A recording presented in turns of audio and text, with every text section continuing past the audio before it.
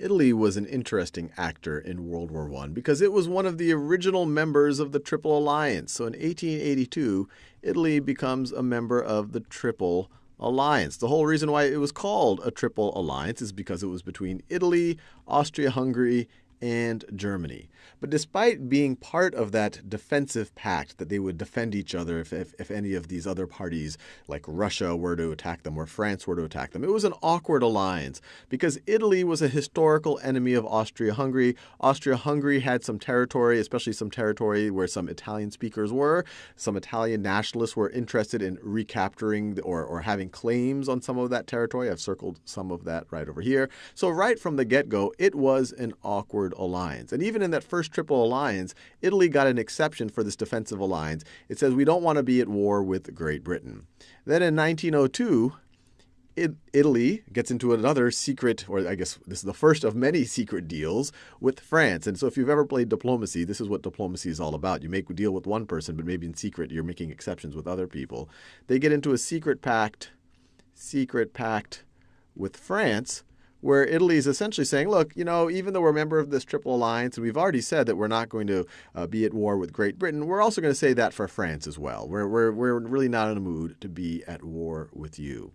So then when you fast forward to 1914, and we're now at the beginning of World War I. August, Germany declares, July, Austria-Hungary declares war on Serbia. Russia begins to mobilize. Germany declares war on Russia and on France. Italy, because of this kind of awkwardness in its Triple Alliance, actually decides to stay neutral. So Italy stays neutral. And their justification for staying neutral is that the Triple Alliance is a defensive pact. It says, hey, we're going to defend each other if anyone attacks us.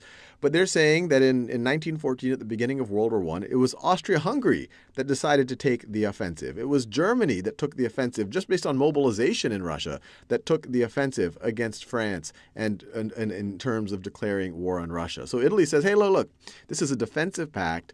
The other two members of the Triple Alliance, they're being offensive.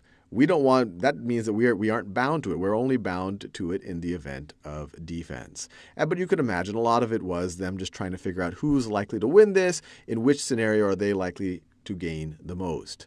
So you fast forward to 1915, in particular April 26th. April 26th. The Italians are negotiating with the Allies, thinking about what type of territory they could capture, especially from Austria-Hungary. And on April 26th, they sign the Treaty of London, which at this point is a secret. Treaty of London. It's not broadcast to the other members of the Triple Alliance, but it's an agreement with the Triple Entente that, hey, look, we are on your side. We are going to declare war on the Central Powers imminently.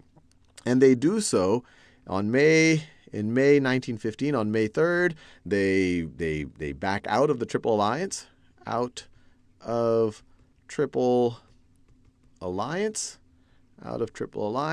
then on May 23rd, they declare war on their historical enemy, but one of the co-signers of the Triple Alliance, declare war on the Austro-Hungarian Empire, on the Austro-Hungarian Empire. And as we'll see, this was actually Italy's entering into the war on the side of the Allies against Austria-Hungary actually played a major role in the eventual downfall of the Austro-Hungarians. And I'll go into that into more detail in the next video.